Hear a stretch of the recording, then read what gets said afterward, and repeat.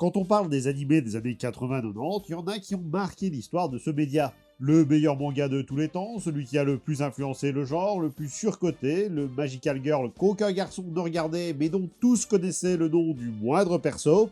Faites pas genre. Et au milieu de tout ça, il y a ceux que l'univers a décidé d'oublier. Par exemple, il y a très peu de gens qui aujourd'hui parlent de Nadia et le secret de l'eau bleue ou de Max et compagnie. Et à l'évocation de ces noms, si vous les avez connus à l'époque, je suis sûr que votre réaction, ça a été plus ou moins ça. Bordel, oui oui. Et parmi tous les animés de l'époque, il y en a un que je considère encore aujourd'hui comme étant l'un des plus drôles jamais créés, et ce, en partie, grâce à ses doubleurs VF. Quand on vous parle de doubleurs, du début des animés par chez nous, et de liberté artistique, on va dire, il y a un manga qui devrait se matérialiser dans votre esprit. Ken le survivant. Avec sa traduction aléatoire. Fais-moi descendre, je t'en supplie. Oh, allez, au secours, que quelqu'un vienne me chercher. Ouais, je crois qu'aléatoire est le bon mot. Toute l'histoire du pourquoi du comment, elle est assez connue, donc on va pas s'attarder dessus. En tout cas, pas dans cette vidéo. Mais là, on avait un manga plutôt sérieux qui est devenu une comédie. Cependant, l'animé dont j'aimerais bien vous parler, c'est à la base une comédie, et ce que la VF en a fait, bah, c'est une comédie. Mais une autre comédie. On va parler des Samurai Pizza Cats, ou encore Kiato Ninden Teyande, ce qui part déjà assez mal vu que ça veut dire la légende des chats ninja.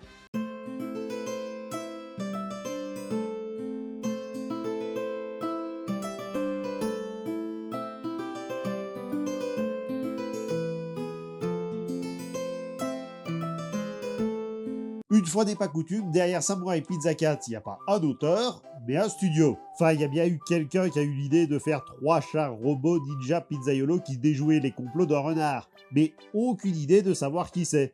Il y a bien des réalisateurs pour chaque épisode, mais l'esprit tordu qui a eu l'idée à la base, c'est un secret qui est vachement bien gardé. Et ce sont pas les génériques qui vont aider, mon japonais étant beaucoup trop rouillé. Tout commence avec la fratrie Yoshida. Tatsuo, un auteur de manga qui ne sont pas arrivés jusqu'à nous, mais il a notamment fait Champion Futoshi, qui raconte l'histoire d'un garçon qui veut devenir lutteur à la Japan Pro Wrestling. De l'autre côté, on a Kenji Yoshida, aussi dans le milieu du manga, mais aucune info sur ce qu'il a réellement fait avant la création du studio. Et enfin, le petit dernier, Toyoharu, beaucoup plus connu sous le nom de Ipei Kuri. Non? Personne?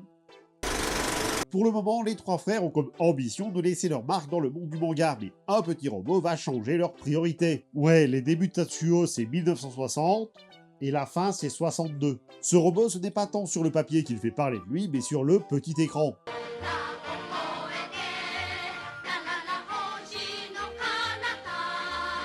Et oui, ça fait déjà 3 ans qu'Osamu Tezuka a créé Astro Boy, et l'adaptation en animé devrait arriver l'année prochaine. Et pour les frères Yoshida et leurs défunts, on est là face à l'avenir du manga. C'est donc en octobre 1962 qu'est fondée Tatsunoko Productions, avec une directive claire. Les télés devenant de plus en plus populaires, les consommateurs allaient vouloir des animés de qualité. Il fallait donc leur fournir des animés de qualité. Sauf qu'ils sont bien gentils les frangins, mais faire de l'animation, c'est pas donné à tout le monde. Ils vont avoir besoin d'aide, et cette aide, ils vont le trouver chez Toei Animation. Toei Animation, ça mérite sans doute sa propre vidéo, donc on va rester sobre sur l'histoire. Le deal, c'est que d'un côté, Tatsuo allait s'occuper du scénario et de la réalisation, pendant que les équipes de la Toei allaient faire toute la partie animation, en profitant pour entraîner les jeunes recrues sur le projet. L'idée est belle sur le papier, mais le deal va être rendu caduc pour une histoire de droit d'auteur. Tatsuo décide alors de faire son chemin de son côté. Après tout, il est avec ses 2 frangins, le mangaka Hiroshi Sasagawa qui a bossé avec Tezuka, et une dizaine d'assistants. Qu'est-ce qui pourrait mal se passer? Quand on dit ça, c'est souvent qu'il y a une douille juste après. Parce que les 10 assistants, ils vont juste dire merci, mais non merci. Parce que eux, ce qui les intéresse, c'est de faire du manga et pas de l'animation. Donc, tout le monde se taille et il reste juste Tatsuo, ses 2 frangins et Sasagawa. C'est donc parti pour une grande phase de recrutement à travers tout le pays afin d'engager tout ce qui savait tenir un crayon et qui avait l'envie de se lancer dans l'animation. Au final, c'est 50 personnes qui vont être engagées et formées par les frangins sur base des quelques mois passés avec la Toei. On rappelle qu'à la base, le plan de Tatsuo, c'est de devenir Les meilleurs, des meilleurs, des meilleurs. Autant dire que c'est mal parti. Bon, la Toei va quand même leur offrir Mitsuki Nakamura, qui bossera juste sur des trucs comme Yaterman, Space Battleship, Yamato ou encore Gundam, et de l'autre, le studio Nikatsu leur enverra Jinzo Toriumi en renfort, qui avait notamment bossé, sur Astro Boy. C'est quand même bien fait. C'est donc en 1965 qu'ils purent sortir leur premier animé, Space Ace, où l'on suit les aventures de Dexter, pilote de l'espace, qui doit sauver la belle Kimberly des griffes de l'infâme commandant Borf. Et ça, c'est pas le bon Space Ace, c'est la suite de Dragon Slayer. Celui de Tatsuo, c'est l'histoire d'un jeune alien appelé Ace, et qui a cette tronche. On vous a dit que Astro Boy venait d'avoir son animé? Le succès ne va pas s'arrêter là puisqu'ils vont continuer avec l'une de leurs séries sans doute la plus connue, Mac Go Go Go. J'ai pas... Mais si, Mac Go Go Go, il y avait mieux un film dessus. Alors... toujours pas. Ah ouais, c'est peut-être parce que nous on a appelé ça Speed Racer. Here comes Speed Racer. Ils vont continuer comme ça pendant quelques années, avant d'arriver au début des années 90 avec leur nouvelle série originale, Kiato Nidon Teiyandi, et une équipe dirigée par Kunitoshi Okajima. Un gars qui est connu pour... rien à l'époque. Mais par après, il bossera un peu sur Naruto. Donc, cet animé, de quoi ça parle? On se retrouve dans la ville d'Edoropolis, valise entre Edo et Metropolis, habitée par les animaloïdes, des êtres à la fois organiques et mécaniques. Avec des tronches d'animaux parce que quelqu'un avait décidé que c'était la bonne décennie pour faire des héros à partir de bestioles. C'était la mode à l'époque. En revanche, il n'y a aucune explication sur le côté robotique des bestioles. Personne ne les construit, personne ne les répare, ça a juste l'air d'être naturel. Naturel, certes, mais pas automatique. Parce que même si les animaux sont également robotiques dans la série, on a une exception avec des poissons qui ont l'air normaux, ou encore le Père Noël qui est parfaitement humain, et à notre connaissance, le seul de cet univers. Tout ce petit monde est dirigé par un shogun, Tokugawa, un panda qui est... un panda en vrai. Ouais, le fait qu'il ait réussi à arriver à l'âge adulte reste encore à ce jour un mystère. Il n'a en réalité aucun pouvoir, ne prend jamais réellement de décision et étant même incapable de parler de manière intelligible. En réalité, celui qui est au pouvoir, c'est bien plus sa fille de 18 ans, ou sa Ibe. Il n'y a rien d'officiel, mais autant dire que quand elle parle, toute la cour l'écoute. Déjà parce que elle au moins, on comprend ce qu'elle dit. Le souci c'est qu'elle est une enfant pourri gâtée, ça en fait un personnage égoïste avec un tempérament très lunatique et surtout, qui ne va pas se priver d'envoyer la moindre personne la contrariant au bagne. Comme le cas d'Hidari Kingaru, l'architecte du château, après une partie de jeux vidéo avec la princesse. Parce qu'il l'a battue, non parce qu'il a lâché un vent en sa présence. Le fameux bagne, il a lieu sur l'île de Tako Ashijo Jima, aussi appelée l'île aux prisonniers, lieu où les malheureux envoyés là-bas sont contraints de travailler jusqu'à l'épuisement. Non, en vrai, je déconne, c'est une île paradisiaque, une station balnéaire de luxe, mais ne dites pas à la princesse. Un détail qui ne vous a peut-être pas échappé, c'est que la princesse ressemble à un lapin et pas à un panda. Mais après, ça fait des machins mixtes, c'est un ours, une truite, ça...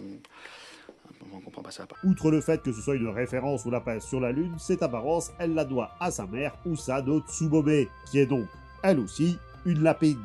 Alors, on va pas dire grand chose sur elle, car, on va pas se mentir, le personnage n'apparaît que dans un seul épisode.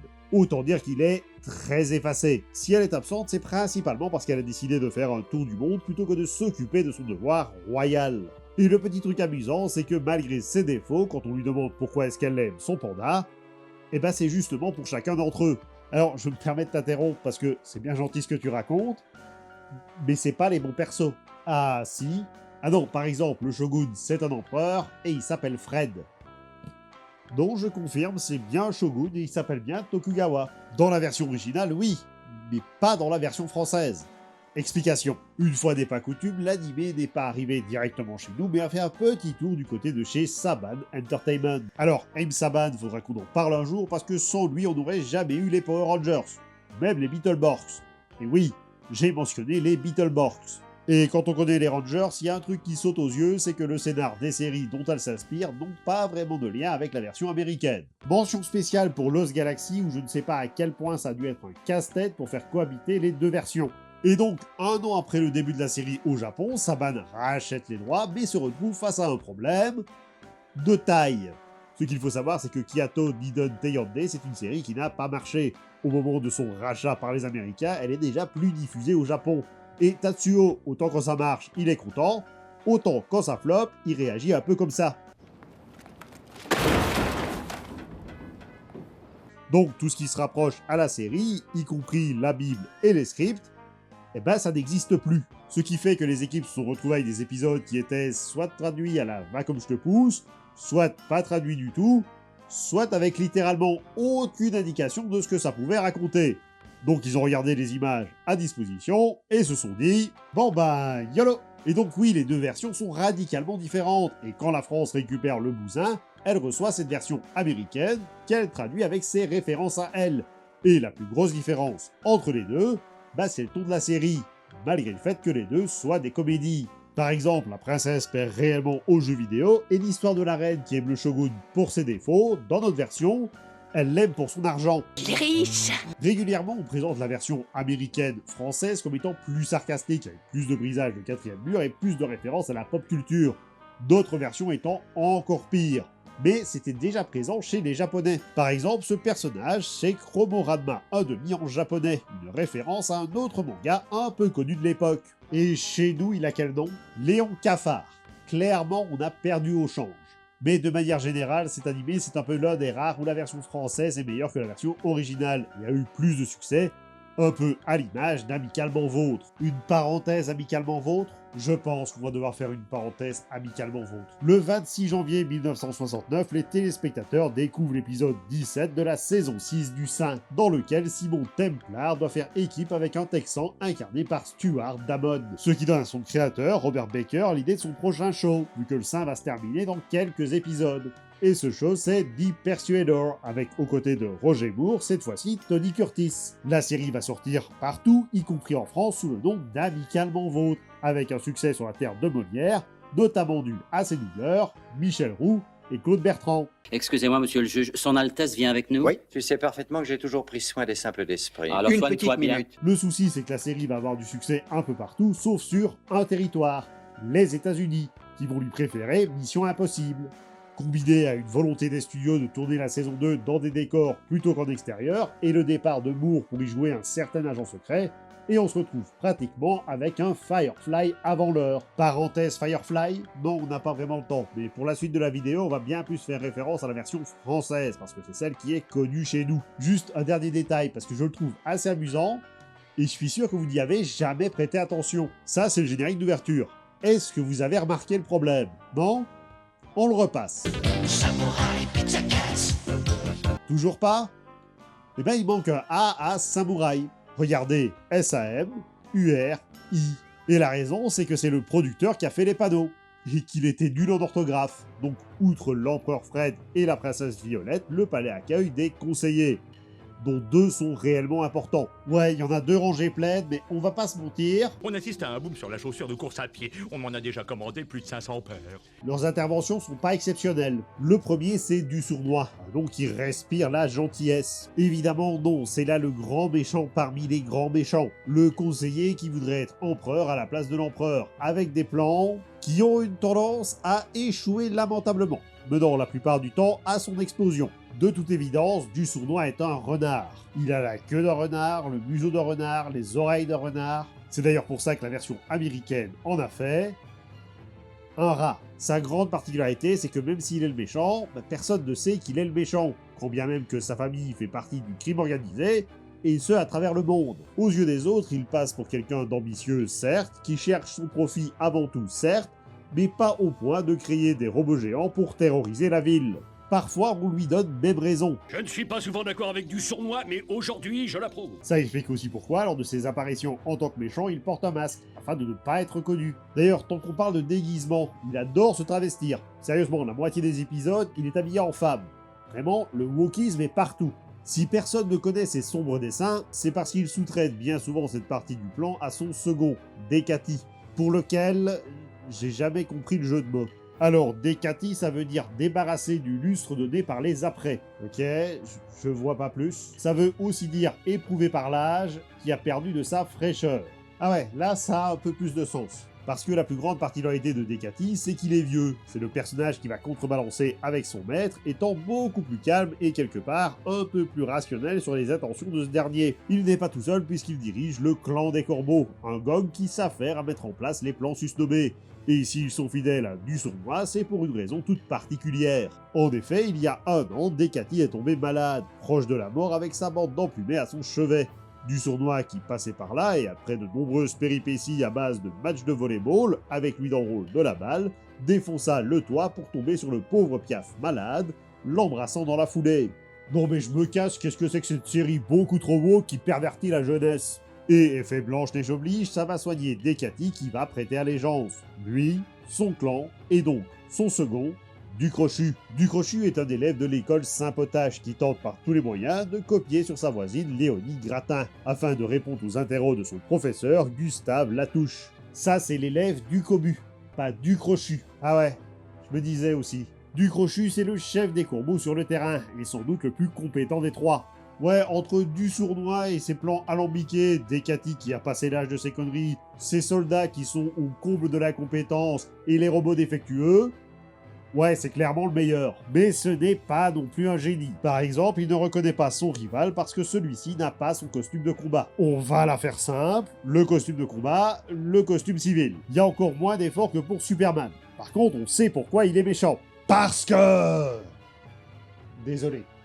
En effet, son père était également un corbeau ninja, du nom de Duvillain, le plus méchant de tous les méchants, et il espère un jour pouvoir ne serait-ce que l'égaler. A noter que ça, c'est dans d'autres versions. Au Japon, c'est lui qui entraîne les jeunes recrues, tel un Kakashi avant l'heure. Comment dire? À première vue, vous me paraissez être une belle bande de ratés. Un dernier point que l'on sait sur son passé, c'est qu'il avait une petite amie, du nom de Carla, qu'il retrouvera des années plus tard, étant aidé par de pizzachats pour reconquérir son cœur, avant d'abandonner pour ne pas la lier à ses histoires criminelles. Et justement, c'est le point le plus important de Ducrochu. Au fond, il n'est pas si méchant que ça. Ça veut dire que l'objectif de ressembler à son père, ça a un peu foiré. Et lors d'un dernier combat contre son rival avec son nouveau pouvoir, il lui sauvera la mise avant de se sacrifier pour stopper une comète géante se dirigeant vers la Terre, comme un Harry Stamper avant l'heure. C'est à moi de rester. Sauf que lui, il survivra, quittant définitivement le gang des Corbeaux, pouvant retrouver sa petite amie, et probablement se marier avec.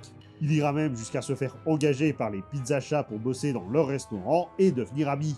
Encore une fois, d'autres versions. Au Japon, il va ouvrir sa propre pizzeria, histoire de continuer la rivalité, mais cette fois-ci de façon plus amicale.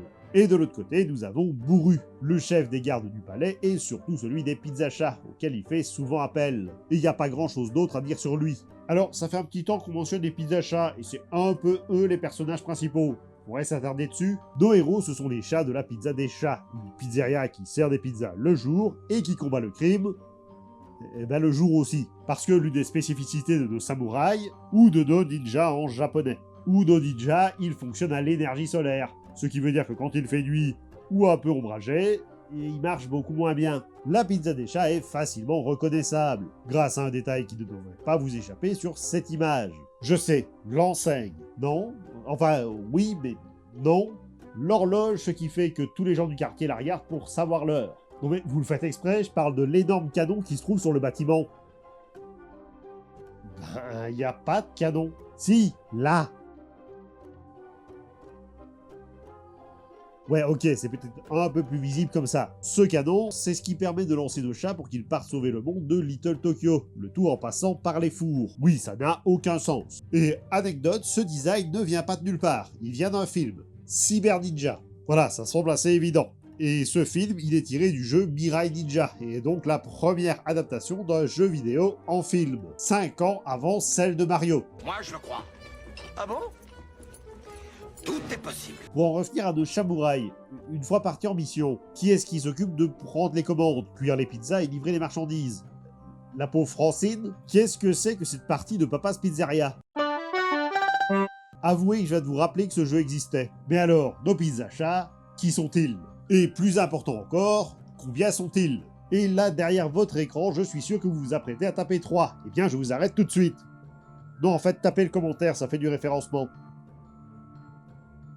C'est bon, c'est fait? Ben en fait, ils sont 8. Voire même 12 si on veut pinailler. D'après le générique, le premier héros s'appelle Speedy. Le truc, c'est qu'il est jamais appelé Speedy de toute la série. C'est son nom anglais, en vrai. Un nom qui viendrait de Speedy Gonzales. Ouais, moi non plus, je vois pas le rapport. C'est parce que c'est techniquement le plus rapide des trois. Je dis techniquement parce que c'est jamais montré dans toute la série. Par contre, son nom complet, c'est Speedy Shevish, ce qui veut dire service rapide.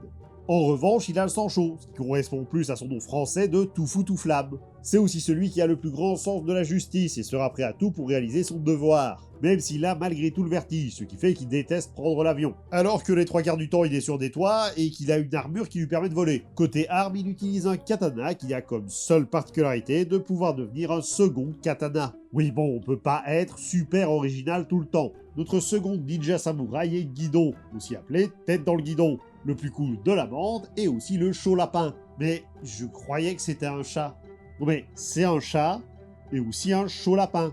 Un chapin alors. Bon, laisse tomber. Tel un Pierre de Pokémon, il ne sait pas résister à une jolie fille. Et tel un Pierre de Pokémon, il arrive plus ou moins au même résultat. Est-ce que quelqu'un a demandé un râteau?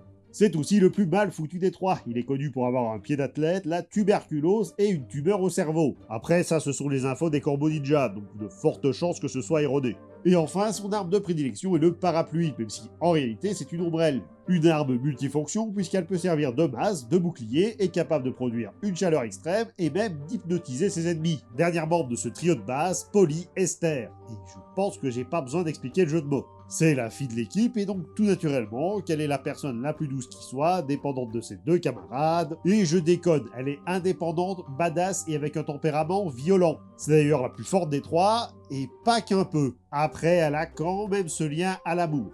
Se battant avec des shurikens en forme de cœur, mais c'est plus là une stratégie pour tromper ses ennemis. Les attendrir avec son beau binois pour mieux les frapper ensuite, parce que son arme est un kodachi. Alors, un kodachi, c'est un sabre japonais, mais plus petit qu'un katana. Et enfin, elle se bat avec ses griffes, qui à l'origine auraient dû être des griffes à la Wolverine, histoire de rajouter encore plus de badass au perso. Et que serait cette équipe sans Francine, la manageuse de l'équipe et de la pizzeria, qui sert d'intermédiaire entre Bourru et les samouraïs, de prendre les commandes des pizzas, et de viser juste quand il faut envoyer nos héros via le canon géant. C'est joli tout ça, mais ça fait quand même que 4 persos. Qui sont les autres? C'est parce que ça, c'est les 4 chats de l'équipe principale. Mais il faut savoir que la pizza des chats, c'est pas qu'un restaurant. C'est une chaîne. Au final, il y a 4 restaurants disséminés aux 4 coins de Little Tokyo, chacun avec un chat qui peut débarquer si le danger est trop grand. Nous avons donc Yuzma O'Toole du quartier Shinagawa, expert au forage, le seul à être marié d'ailleurs, le général Shaton à Ryogoku, expert en canon, à Fukugawa Batcat qui ne ressemble pas à une chauve-souris mais qui est capable de voler, et enfin Spritz T4, gérant de la pizzeria de Tsukuda, capable d'aller sous l'eau. C'est gentil tout ça, mais ça fait quand même que 8 persos. Qui sont les autres? Ça, c'est parce que c'est 8 chats, c'est l'équipe de Tokyo. Mais il faut savoir que la pizza des chats, ce n'est pas qu'une chaîne. C'est une chaîne internationale. Ils ont aussi un restaurant à New York, avec également ces 3 héros et la manageuse. Et il n'y a rien à dire sur eux? Ah non, c'est comme à chaque fois que les Américains récupèrent quelque chose pour le mettre à leur sauce. Un gros plagiat bien nul. Ce qui est assez amusant venant de la part d'un animé qui fait exception à cette règle. Je vous remercie d'avoir regardé cette vidéo et j'espère qu'elle vous a plu. N'hésitez pas à commenter, liker, partager, à vous abonner pour ne manquer aucune des prochaines vidéos. Vous pouvez également me suivre sur les réseaux sociaux. Moi je vous dis à très vite. C'était le Griffsqueaker pour vous servir.